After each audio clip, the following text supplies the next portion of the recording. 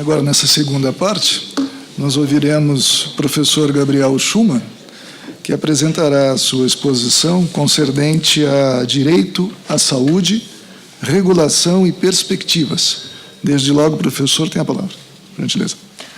Muito obrigado pela gentileza, senhor presidente. Cumprimento a todos aqui da mesa. O faço também na pessoa do presidente, só para a gente ganhar um pouquinho de tempo aqui, porque me sinalizaram que é para eu aproveitar bem meu tempo, mas cumprimento a todos com muito carinho aqui também. Então, alguns magistrados conheci há pouco, alguns conheço há bastante, o doutor Renato.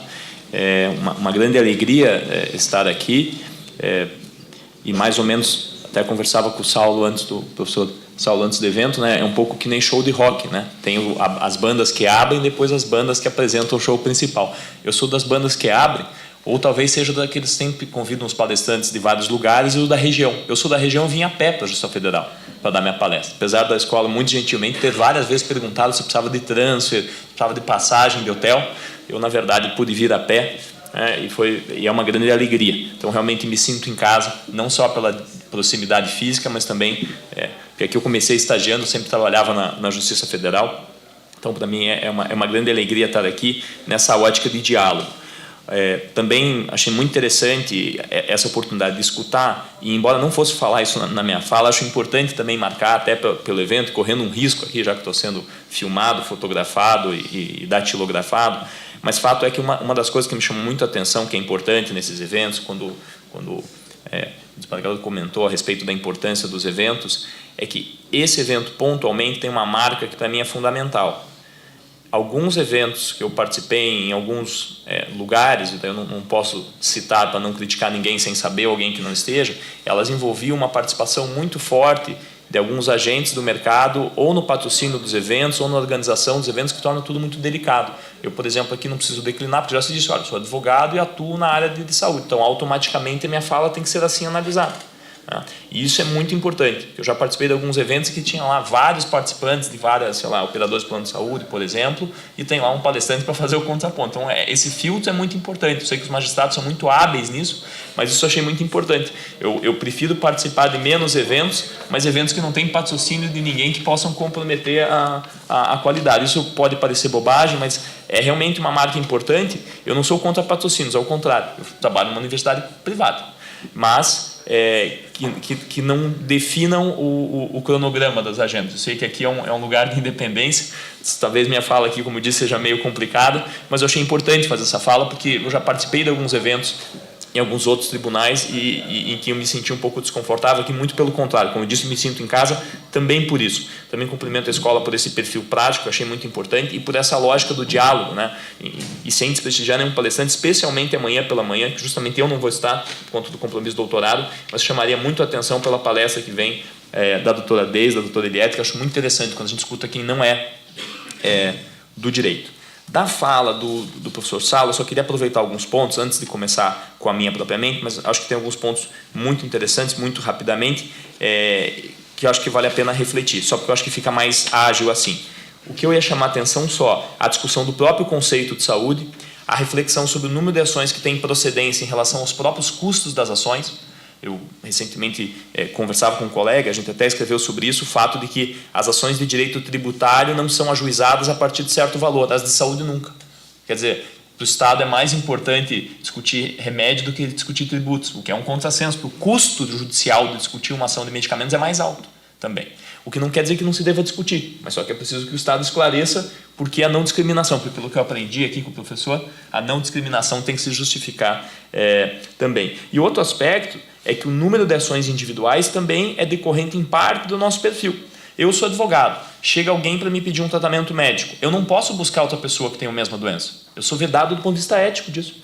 Pelo contrário, eu tenho que ficar em silêncio, eu não posso divulgar minha atividade, eu não posso convidar ninguém. Não é como nos Estados Unidos, você coloca no ônibus, né? Você tem câncer? Me procure. Né? Aqui eu não posso. Então, automaticamente, as esferas em que vai haver judicialização coletiva ou são por iniciativa de entidades representativas, então o pessoal tem fibrose cística, então vou fazer uma ação, ou a Defensoria Pública, ou o Ministério Público. Então, a gente acabou formando um certo perfil que conduz a um certo caminho. Eu costumo dizer que a judicialização ela não é uma doença, ela é um efeito colateral, se a gente fosse brincar com os termos de saúde. Eu acho que isso marca bastante. As pessoas vêm, buscam um tratamento, e, ao mesmo tempo, a gente espera as lições coletivas, que permitem uma audiência pública, permitem ouvir mais, mas a cada vez temos uma nova doença, um novo tratamento e, sobretudo, uma dificuldade com doenças raras, porque há doenças no SUS que ainda não tem protocolo. São esses que vêm. É raro, pelo menos aqui no Paraná, que é um estado um pouco maior, e em geral nos estados abarcados pelo Tribunal Regional da 4ª Região, que haja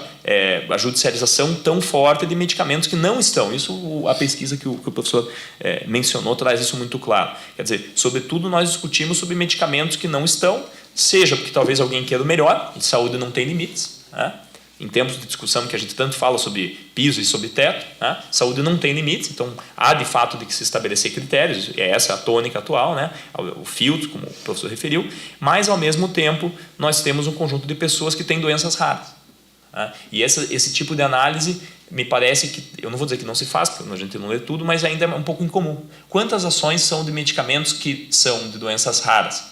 E esse é algo que a gente observa com muita nitidez, que o CNJ, que os tribunais têm trabalhado para fazer mapeamento. E isso eu acho absolutamente elogiável, para que a gente possa entender do que a gente está discutindo. Porque, eventualmente, a gente levanta uma hipótese e está errado. Por isso que esses levantamentos, como o professor fez, ou que relatou, são extremamente importantes. E minha última observação sobre o que você falou antes é sobre a questão dos diálogos, né? Eu até li aqui nesse nosso folheto, aqui nessa nossa programação, os objetivos do curso, para mim, resumiram bem o que se deve prestar atenção na saúde, são os dilemas. Porque você fala, construir soluções para os casos, portanto, a perspectiva do concreto, a finitude da vida, eu achei muito interessante, porque, afinal de contas, esse é um dilema que se tem. Eu comentava também com o professor Saulo antes do evento, que uma pessoa me procurou nessa semana, eu não me lembro se foi ontem ou anteontem, perguntando sobre o tratamento na Tailândia.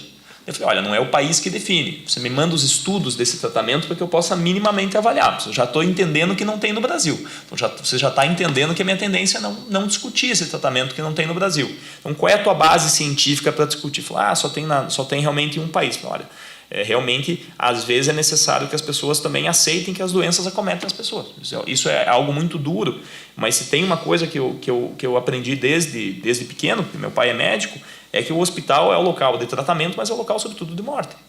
Onde as pessoas talvez nas ruas hoje, por causa dos acidentes, mas o hospital é tipicamente um lugar em que a pessoa vai conviver com o fim da vida. Então, acho que aqui a gente tem um conjunto de objetivos, eu achei muito interessante, é um parágrafozinho, mas muito rico. Eu achei muito interessante essa questão das técnicas e tal. E eu, brincando ali com o meu título, que é Direito à Saúde, Regulação e Perspectivas, eu brinquei que ele podia ter um outro...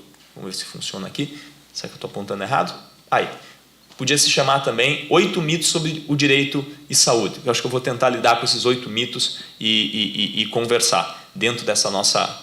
Eu não sei para onde que eu tenho que apontar aqui. E estou pagando um mico aqui feio, mas tudo bem. Mas a falha é minha aqui, porque me ensinaram. O rapaz da técnica foi bastante competente. Eu acho que eu vou ali no cantinho. Fica mais fácil. Aí. Obrigado pela gentileza. Aí, agora estamos falando. Para iniciar, a gente não teve aqui, até acho que foi mais prático, a gente não teve o hino do Brasil, né? Mas eu descobri há pouquíssimo tempo que tem um trecho do hino do Brasil que a gente não canta.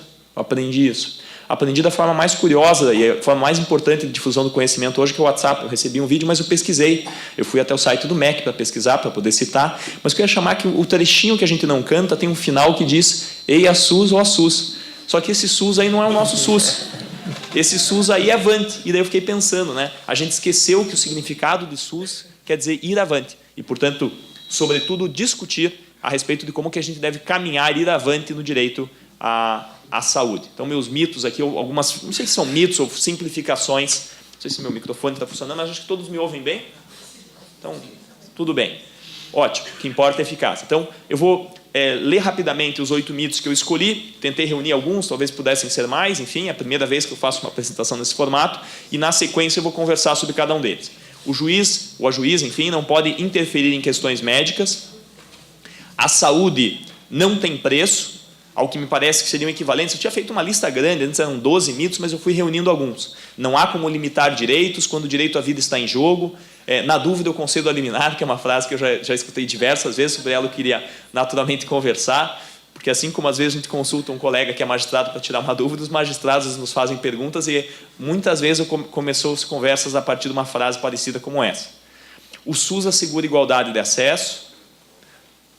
os medicamentos fora da lista do SUS são ineficazes, os medicamentos importados são melhores, assim como eu já vi que os medicamentos importados são piores, então talvez os dois mitos sejam questões presentes. E aí, claro, medicamentos ou tratamentos, a gente fala muito de medicamento, porque na prática o mais usual é a judicialização de medicamentos. A gente escutou uma apresentação da professora doutora Deise, justamente, que eu, como citei, falar amanhã, a respeito da judicialização no Paraná, e ela dizia que 90% da judicialização é de medicamentos, e desses 90 são de oncologia. Então você começa a ter um critério. Puxa, se formos fazer uma audiência pública, começaremos pela oncologia. A gente pode não resolver tudo, mas começar por 90% é uma ótima média. A gente escutou isso num encontro que a doutora Luciana organizou na Universidade Positivo, que era do Comitê Executivo de Saúde, junto aí o pessoal de saúde, e daí foi muito interessante, porque a doutora Deise fala a partir de quem incorpora a tecnologia e, portanto, avalia, assim como falaram outros que discutiam por que não incorporar. E esse tipo de discussão eu acho muito rico, seja pela ênfase na saúde, seja pelo dilema. Nós estamos aqui diante de dilemas, não há dúvida nenhuma. As liminares na saúde são negativas porque impactam no orçamento. A respeito disso também já se falou na primeira exposição, mas acho um aspecto muito importante para a gente conversar. Estou tentando não me animar para daí seguir meus mitos na ordem, porque na sequência eu os repito. Eu sei que estou passando por eles rápido, mas cada um desses aparece de volta.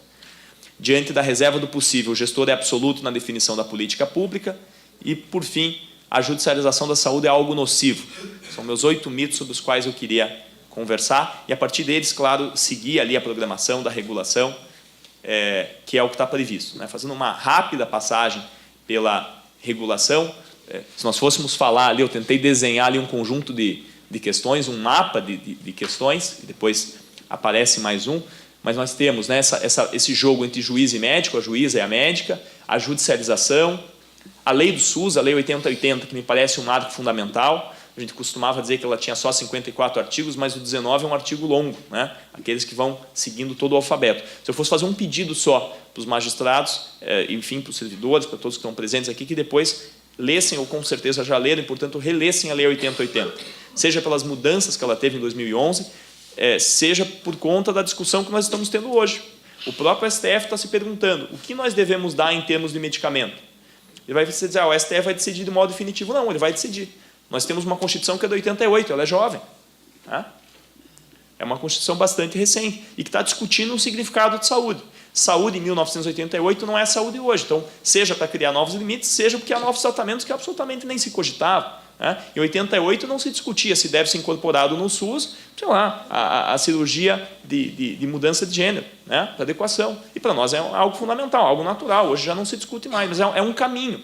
É por isso que eu disse, é o sentido do avante que nós temos que pensar. Então, que o STF vai decidir qual é o nosso entendimento agora. E daqui a 15 ou 20 anos, as próximas turmas, como se referiu, vão chegar novos magistrados novamente discutindo a questão. Acho que a questão da saúde ela ainda tem muito para caminhar. Não só porque a gente caminhou pouco, mas porque ela é dinâmica, ela tem um caráter diferente. As questões ali também aparecem dos princípios do SUS, universalidade, integralidade e equidade. Eu vou falar um pouquinho sobre esses princípios. São todos princípios do ponto de vista legal, porque incorporados na Lei 8080 ou ainda, para alguns, decorrência do próprio texto constitucional. Depois vou falar um pouquinho do NAT muito rapidamente, sei que é um painel sobre isso. O doutor Renato, inclusive, faz parte, vai ser muito mais detalhado. E aqui, não sei se dá para ver, acho que ficou bem escuro, mas no fundo ali era o formato de um martelo, para representar as questões que o magistrado e a magistratura enfrenta a respeito das diretrizes, do acesso, do Rename, na Conitec, essa sopa de letrinhas que eu procurei representar ali, que são os nossos desafios a respeito do SUS, da lei, do acesso a partir dos critérios. Do ponto de vista do marco legal, aqui só para referir, não vou passar pelos artigos, mas só para não deixar de mencioná-los, o mais importante, de certo, na minha visão, é a Constituição e a Lei 8080, e ela nos exige muito porque ela sofreu um conjunto grande de mudanças, mas mudanças essas que não revogaram outras legislações e, portanto, há uma discussão tanto no que diz respeito à constitucionalidade das mudanças da Lei 8080, em relação ao direito à saúde, quanto também em relação à compatibilidade legislativa. Há disposições da Lei 8080 que conflitam, por exemplo, com a lei que regulamenta a Anvisa. E, portanto, para a gente fazer uma pergunta que é importante, ainda mais tendo a oportunidade de falar na Justiça Federal, como fica a importação particular de um medicamento que não tenha registro na Anvisa? Já que se discutiu aqui antes, a saúde como direito e a saúde como dever, que é um assunto extremamente importante, é meu tema da tese, inclusive, né? Eu fiquei feliz que é um tema que aparece, é sobre internação dos usuários de drogas e, portanto, a gente fala sobre recursos escassos, mas também impõe tratamentos, que é muito interessante, né? Nesse sentido, quando a gente pensa a respeito desses direitos, um dos que me parece interessante é esse, a importação do particular que deseja se arriscar. Ele quer pagar o seu próprio tratamento. Isso é interessante porque algumas vezes eu sou consultado e as pessoas perguntam: acha que vale a pena um mandado de segurança preventivo avisando que eu vou passar a fronteira de Foz do Iguaçu com medicamento do Paraguai que eu quero comprar para o meu pai? E eu sempre orientei as pessoas a não fazerem. Se o senhor cair no magistrado que entenda que não pode, o senhor vai estar dizendo que tinha plena consciência do crime que estava praticando. Então, entre o risco e não... Mas vejo que é uma questão delicada, né? Eu tenho que orientar a pessoa a cruzar a fronteira e falar: olha, torça para que não aconteça nada. E eu acho inacreditável, porque eu sei que tem gente que, fazendo atos ilegais, é pego na primeira. Tenho clientes que fizeram 20, 30 doses e nunca foram parados pela nossa fronteira. E com isso não quero dizer que é crime, pelo contrário. Só digo que há uma série de dificuldades interessantes. Eu entendo que se as pessoas quiserem tomar um medicamento que não tem aprovação, tendo uma consciência e desejando custear, eu acho que essa fiscalização é algo que a gente precisa pensar. Porque é claro que o exemplo da fosfetanolamina é muito interessante. Eu posso dizer que sim, eu recebi 20 pessoas querendo fazer ações, não fiz nenhuma, fiquei muito tranquilo com isso, mas fato é que em determinadas circunstâncias é algo que se deve pensar com muita atenção, para a gente saber qual é o motivo de se negar. Se for a proteção das pessoas, porque os medicamentos são irregulares, acho bastante interessante. Se o motivo for outro, orçamento, esse é derrubado quando o particular faz. Alguém vai dizer: mas aí a saúde tem acesso diferente para cada um. Puxa, mas isso... eu, quando tenho problemas, embora tenha plano de saúde, vou nos médicos particulares, e acho que isso não é ilegal. O artigo 197 me garante ir no particular. Então, é claro que a saúde é diferente para cada um. Não há dúvida a respeito do acesso diferenciado no Brasil. Embora a gente possa estabelecer critérios de discriminações justas e injustas, como já se referiu. Por exemplo, o STF disse: não é possível no SUS se pagar mais para ter um quarto diferente. Se você está no SUS, você tem o direito do SUS. Que eu brincava que é o upgrade no SUS. Está perfeito, acho que é uma decisão impecável, acho muito interessante. Eu confesso que eu tinha muita dúvida sobre isso, eu já tinha pontuado que era uma questão que nunca tinha respondido, acho que o STF respondeu muito bem. O decreto que regulamenta a lei é também extremamente importante. Vou citar 1 ou 2 artigos, mas o decreto vai falar sobre Rename, por exemplo, um assunto extremamente importante, sobre a relação de procedimentos. A Rename é mais lembrada, mas há outras relações também do SUS. E um aspecto interessante, também esqueci de falar, que a palestra anterior referiu, o professor falou, as listas do SUS. Achei muito interessante que, de fato, são listas. E esse é um dos dilemas que eu gostaria de pontuar. O SUS não tem uma lista única, porque o acesso em estados diferentes e em cidades diferentes é diferente. Isso é uma coisa que há que se pontuar, também é extremamente importante.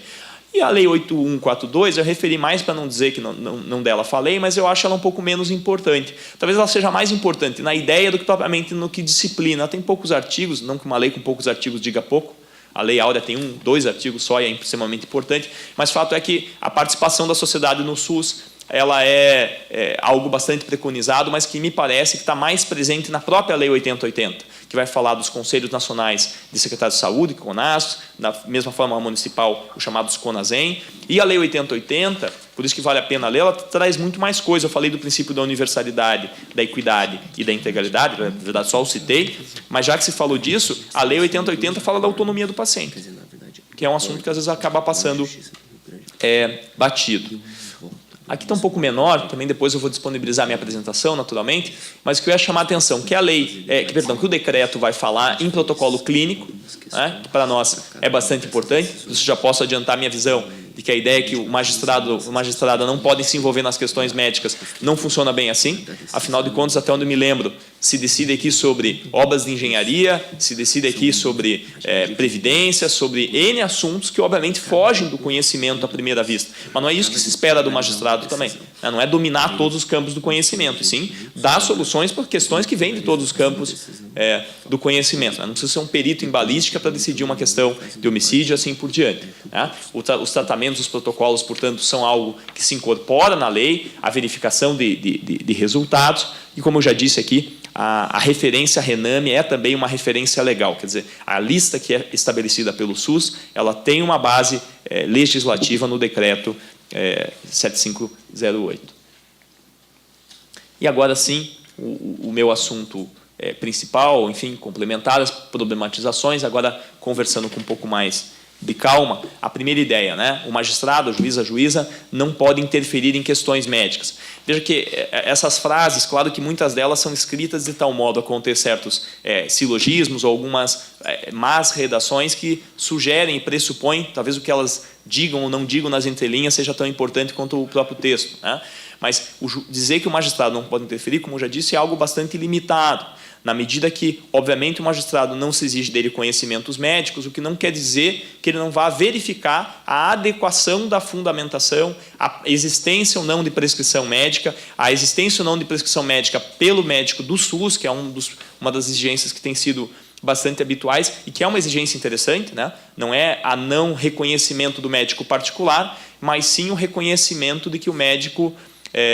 de que quem tem acesso ao médico particular, não que tenha acesso a todos os tratamentos do SUS, pelo contrário, uma consulta do médico vai, do mais caro que você pode imaginar, 1.000, talvez 500, ou 200, ou 100, certamente é diferente de um tratamento, né? Você falou a média de 120 mil reais, é muito longe uma coisa da outra, mas a questão que está por trás desse acesso pelo médico do SUS é a equidade. Quer dizer, todos vão ter acesso à mesma ordem de, na sequência, ter acesso. Se de um lado nós queremos desonerar o SUS, e, portanto, evitar as consultas. De outro, dar acesso primeiro a quem tem o médico particular, cria um problema. O que me parece, portanto, que deve ser justificado. Olha, não existe médico no SUS com essa especialidade. Então, ou busquei o SUS, alguma coisa nesse sentido. Eu vejo que, às vezes, até tem pedidos formais. Me lembro uma questão que foi, inclusive, aqui na Justiça Federal, foi nos Juizados Especiais Federais. O magistrado me disse, olha, o senhor não pediu para o SUS, então... você não esgotou o SUS, me pediram. O senhor tem que notificar todos os entes do SUS. Eu falei, bom, se a competência é concorrente, não, o senhor tem que esgotar todos. Eu falei, tá bom, vou mandar uma carta para o Ministério da Saúde em Brasília. Eu falei, bom, é isso que eu quero. Eu mandei a carta e me concederam a liminar. Então é importante pensar um pouco sobre a questão prática também, né? Assim, não se espera que se mande a carta. Veja, automaticamente eu gerei um trabalho administrativo desnecessário em 3 esferas. Não estou dizendo que não tem que fazer um pedido administrativo, essa é a via. Até porque você não tem pretensão, não tem negação, não tem pretensão. Há uma transformação muito grande, eu não vou falar dessas questões antigas, mas eu só vou referir, porque me parece assim que eu estou tomando um certo cuidado de não ser muito óbvio, mas também fazer referências ao que se pode estudar depois. A petição 1246, eu diria que é o início um pouco da nossa discussão. É antiga, eu fiz questão de botar a data, de 97, mas ela vai começar a falar sobre a possibilidade de dar acesso a medicamentos que não estão no protocolo. Então, era uma coisa muito recente, a gente tinha 10 anos da Constituição, havia uma síndrome rara, não tinha outro tratamento, falou-se em impostergabilidade, e aí, olha, precisamos resolver, quem tem doença tem pressa, né? Antes de dizer quem tem fome tem pressa, quem tem doença tem pressa também.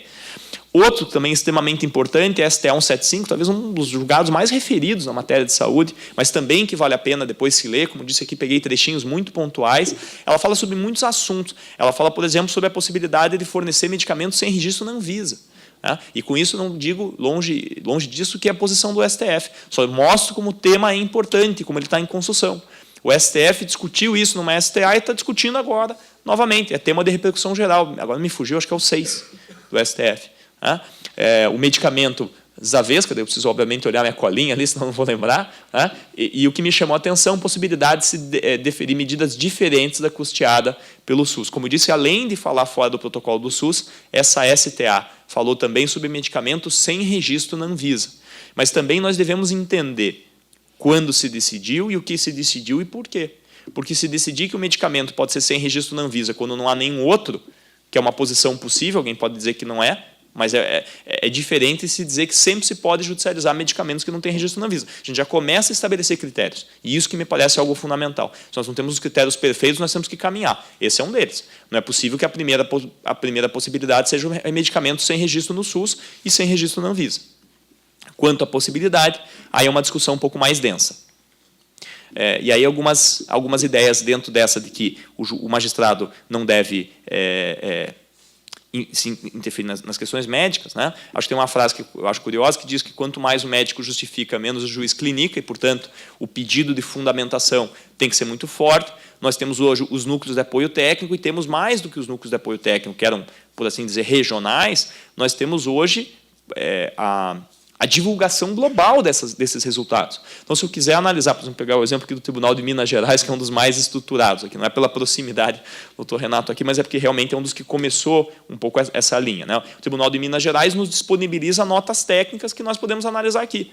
Afinal, o câncer em Curitiba não é diferente do câncer em Belo Horizonte. E isso, para nós, é extremamente importante para a gente pensar também.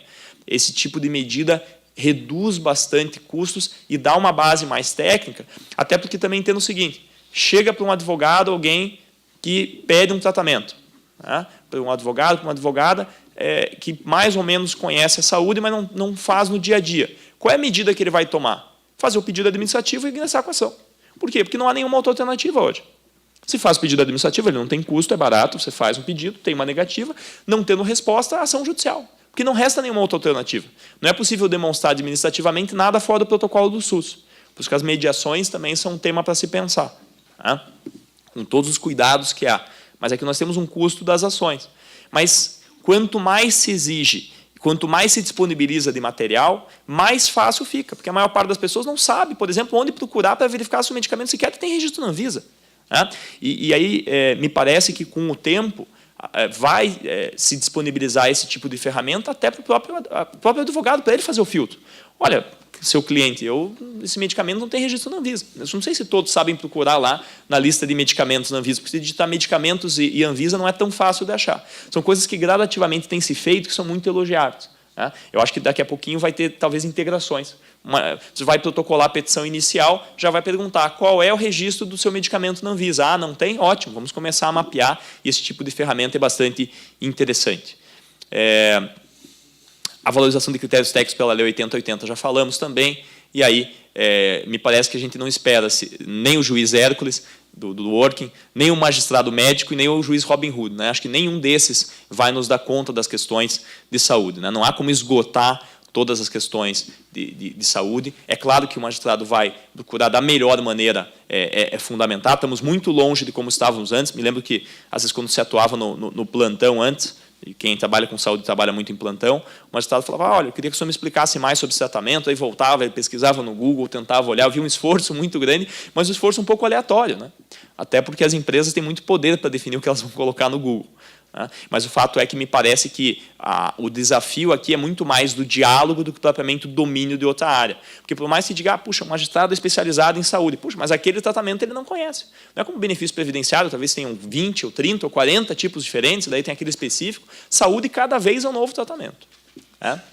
E aí, me parece que é preciso olhar o protocolo do SUS, verificar se o procedimento é eficaz, se o paciente esgotou o procedimento. Por que o paciente não está usando o medicamento do protocolo do SUS? Porque, veja que volta e meia existe uma justificativa e em outras não há. Às vezes, quando nós voltamos e falamos, como disse aqui minha experiência do advogado, falou para o cliente: olha, peça para o teu médico dizer por que o medicamento do SUS não é bom. Quando o paciente é do SUS é muito complicado fazer isso, na verdade, porque ele vai voltar para uma fila muito grande. Mas, na medida do possível, se ele tenta ali conversar no posto, pelo menos, mesmo que não seja atendido, o médico às vezes não sabe dizer. Né? Às vezes sabe, que bom. E, gradativamente, os próprios médicos têm tomado a consciência e justificado. Puxa, o protocolo do SUS é tal e esse medicamento não funciona porque esse paciente tem gravidez. E, para gravidez, não é possível usar esse protocolo do SUS. Porque o protocolo do SUS é muito importante. Ter protocolos é muito importante. Mas a nossa discussão de saúde, gradativamente, vai caminhar para o caso que sai da curva.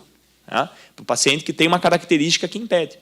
Eu lembro de um caso de plano de saúde, que talvez seja grosseiro até para ilustrar isso, mas era um caso real. O plano negava um certo conjunto de procedimentos, o médico dizia que precisava, eu falei, mas por que um nega, por que outro autoriza? No final das contas, o paciente tem tudo invertido. Ele tem o coração do lado direito, e assim vai. Então, como os equipamentos eram feitos de uma maneira que ninguém cogitava que alguém tinha tudo invertido, precisava de mais material de fato. Por isso o plano negava. As peculiaridades do paciente, muitas vezes, é o que fazem diferenças para certas questões. E a prescrição médica também precisa ser tomada com certo cuidado, tanto para não se desprestigiar o médico, quanto para que não se admita qualquer prescrição como suficiente. E para que se estabeleça filtros também. Né? Eu me lembro uma vez que uma certa empresa perguntou se a gente podia ajuizar ações para fornecimento de tratamento. Falou, a gente tem uma fila de 250 pacientes. Falei, opa, muito esquisito essa conversa. Né? Esse tipo de conversa aparece, às vezes, e é muito importante, então, verificar quantas vezes o mesmo médico prescreve o mesmo tratamento, né, em relação ao número de atendimentos, são pessoas da cidade dele, assim por diante, para que se faça uma fiscalização. Claro que as fraudes são exceção, mas elas, na medida que sejam fiscalizadas, vão tirar o temor dos magistrados também de que possam estar diante de uma irregularidade. E só mais uma coisa no início das fraudes, nada impede também, esse é um aspecto interessante, que mesmo depois que o paciente faleça, que em geral a gente perdeu objeto, xingação, que se siga com a fiscalização. Esse é um aspecto importante também. Né? São coisas separadas. As ações de saúde têm características muito particulares. Por exemplo, profere-se, eu lembro, né, dessa frase, que me parece que é do Código Civil antigo, né? Proferida a sentença, o magistrado encerra o ofício jurisdicional. Né? Nada mais pode modificar, senão para corrigir erros materiais. Acho que é uma redação bem antiga, inclusive, do CPC. Mas o fato é que na saúde não é bem assim. Eu posso dar uma sentença estrutural que vai... Enfim, eu não posso, sou advogado, mas pode-se dar uma sentença estrutural que se diga, olha, a cada 3 anos eu quero que apresente nova prescrição médica. Ou eu quero que volte aqui para se reavaliar. E que faça até perícia. Produção de prova depois de trânsito em julgado. Por quê? Porque não transita em julgado. É uma análise médica. O paciente pode ter um tratamento que daqui a 10 anos nós não sabemos qual será. Pode ser o mesmo, pode ser que não seja nem mais judicializado, pode ser que seja excluído esse tratamento. Isso é bastante interessante.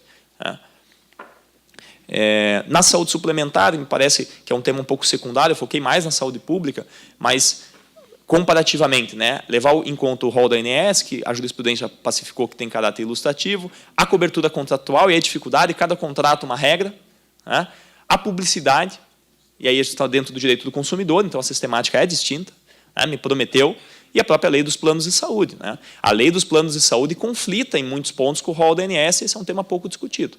A rigor tem que se perguntar se um regulamento pode diminuir direitos. Pode ser que sim, mas é um tema para se ponderar também, uma questão interessante.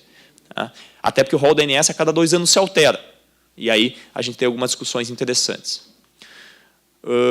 Tratamentos fora do SUS, eu tento ser o mais didático possível, eu reproduzi aqui, não ficou coloridinho ali, talvez não dê para ler, mas todos eram uma letra I no começo, cada uma com uma cor. O tratamento me parece que pode ser ineficaz, insuficiente, incompatível, inapropriado e inexistente. A cada tanto eu aumento, eram 3 Is, agora já são 5 Is. Mas, para dizer, me parece, são as situações que se admite que pode ser fora do protocolo do SUS, faria sentido. Né? O tratamento, muitas vezes o tratamento começa no SUS, só que aquele tratamento tem, por exemplo, uma hepatotoxicidade, vai intoxicar muito o paciente. Então, ele não pode usar mais do que 12 doses. Então, ele começa com o protocolo do SUS, então não é que o SUS está errado, não é que o gestor do SUS for lá e fez um tratamento que não podia, mas há um limite, de repente, de eficácia daquele tratamento por algum motivo. Ou ele se torna inapropriado por alguma característica física do paciente. Então, ineficaz, insuficiente, incompatível, todos esses são, para mim, critérios que, por si, são suficientes. Se o tratamento é ineficaz no SUS, não faz sentido aplicar. Assim vai. A saúde não tem preço. Esse é um dos que eu acho mais interessante. Na dúvida, eu concedo a liminar. Eu também concederei a liminar na dúvida. Talvez a nossa pergunta também seja, então, como diminuir um pouco essa dúvida na medida do possível. Aí que vem o núcleo de apoio técnico, daí que vem as notas publicadas pelo CNJ, as consultas que agora estão começando a se organizar num banco que eu sei que está se estruturando como um banco único, acho que em 2018 é algo que vai ficar mais fácil, para que todos possam consultar. Isso eu não sei se daqui a pouquinho não vai ser uma certidão. Para tanta coisa a gente tem que aplicar documentos, né? Vai certificar, olha, acessei o site do Tribunal Regional Federal, está aqui a certidão da data de ajuizamento, sim, olha, dos últimos 30 dias eu retirei uma certidão mostrando que eu fiz consulta ao Tribunal Regional Federal e na base de dados dele não consta um estudo sobre esse medicamento, por isso que eu não estou apresentando. Para que ninguém possa ludibriar ninguém, para que se possa pensar, não, olha, estão aqui os estudos, está aqui o link, não precisa carregar de volta, já está no site do tribunal. Né? São coisas que vão se caminhando, isso que me parece interessante. Com isso de volta, não estou dizendo que nada está ruim, só vejo que as coisas estão caminhando e fico muito feliz, porque no começo era um pouco tudo muito improvisado. Agora, cada vez mais tem acesso à base de dados.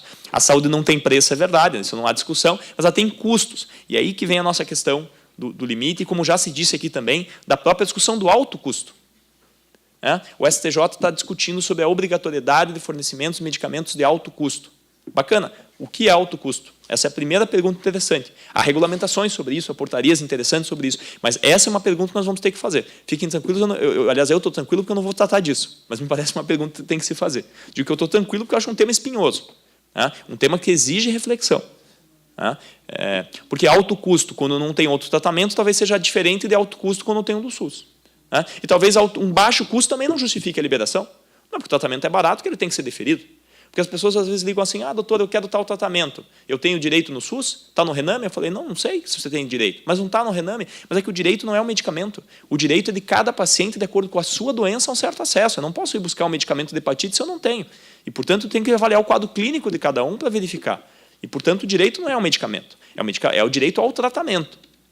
E aí, N questões interessantes, da autonomia do paciente no SUS, ele não gosta daquele médico, aquele tratamento causa efeitos colaterais, bacana, são discussões a respeito dos próprios outros custos que nós temos. Até os custos sociais, que são temas também pouco estudados. Quanto custa a ineficácia de tratamentos para a Previdência, por exemplo, as pessoas que têm invalidez? Há estudos interessantes sobre isso, eu assisti um em Vitória, sobre o custo de próteses ruins, são estudos que tem que se fazer também. E aqui, só para ilustrar uma dessas pesquisas e do custo, ficou um pouquinho ruim de ler, mas eu acessei aqui o site do CNJ, onde reproduz uma resposta rápida, uma consulta feita no Tribunal de Minas Gerais, e aqui vejo como a questão do custo é levada em conta.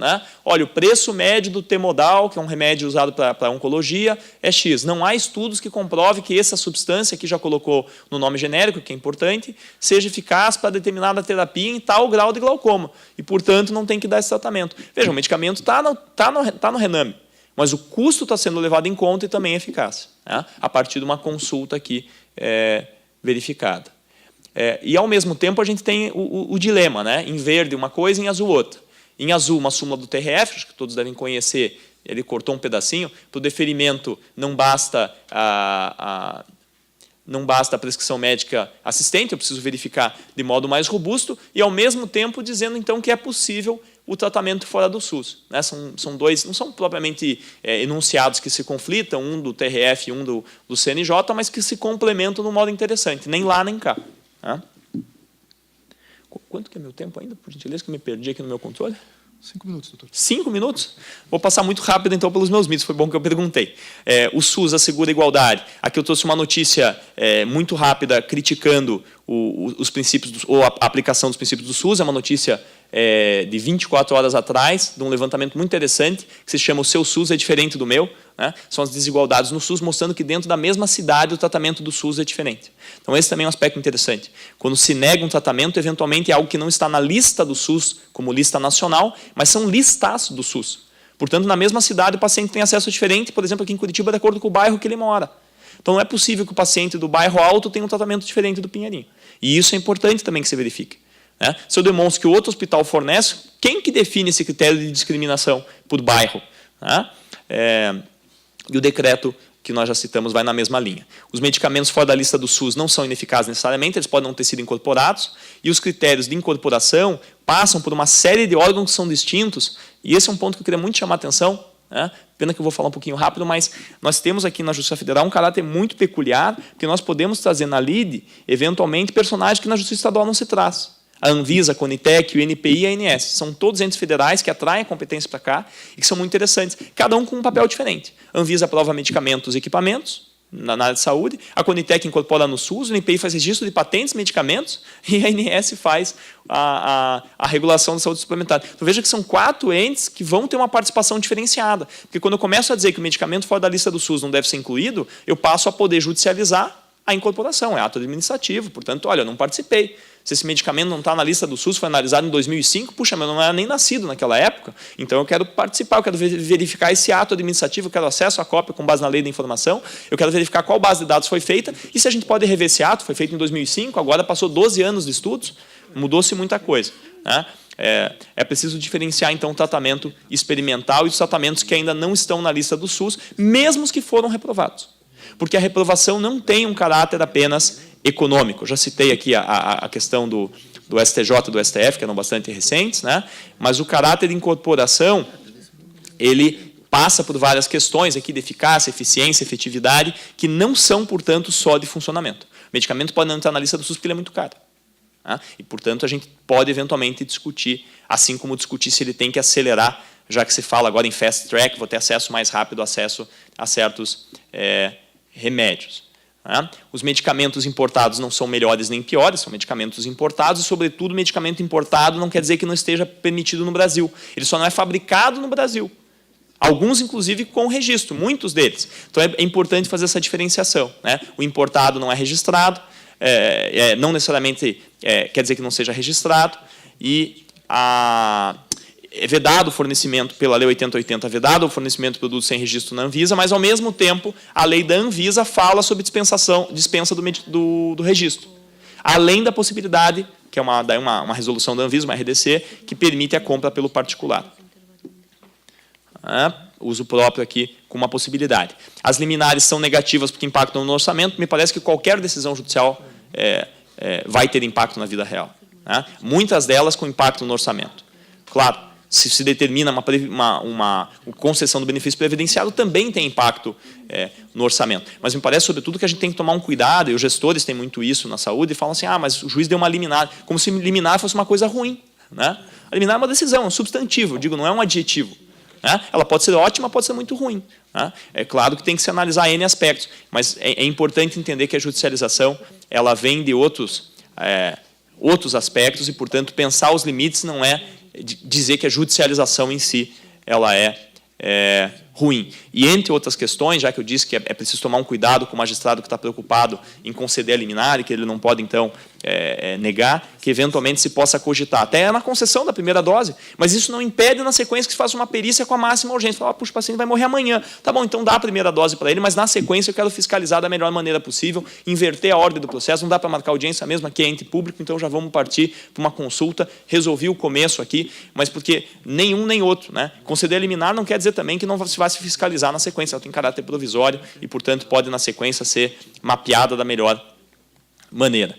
Diante da reserva do possível, o gestor ser absoluto é um tema que a gente vai discutir, já se pontuou aqui, a escola tem um perfil muito prático e a gente vai conversar sobre isso. O próprio Gustavo Amaral, que tem vários textos interessantes sobre saúde, disse que é possível tentar discutir a respeito dos critérios do gestor público, e aí talvez a gente possa, a partir dos vários diálogos que se procuram fazer, sejam audiências, sejam diálogos aqui entre entidades, até eu escutei com muita alegria as escolas começando a conversar, talvez até a escola, de repente o Ministério Público vai conversar, a escola da Defensoria vão conversar, para que todas as pessoas conversem. Estou pulando ali o que já se disse sobre a reserva do possível, para fechar aqui com a judicialização como algo nocivo ou não, mas me parece que é preciso, e aí o último item ali, diferenciar a criação de políticas públicas do judiciário, da exigência de políticas públicas do judiciário e fazer cumprir a política pública do judiciário. Me parece que são três projeções diferentes de judicialização. Aliás, a palavra judicialização também é uma palavra que está perdendo força.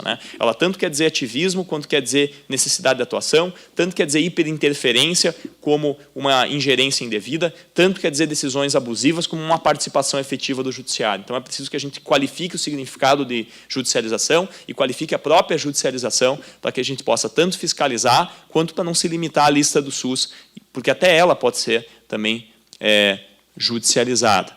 Aqui tem algumas referências úteis, e como eu já esgotei o tempo, que também é um recurso escasso, faço só referência às recomendações do CNJ, especialmente a 31, e recomendando, então, uma ampla fiscalização. Agradeço muito pela oportunidade, desculpe se excedi um pouquinho o tempo, não queria passar por todos os mitos, ainda bem que eu me limitei a 8, não quis mais. Muito obrigado, espero que não tenha feito mal à saúde de ninguém também. Muito obrigado.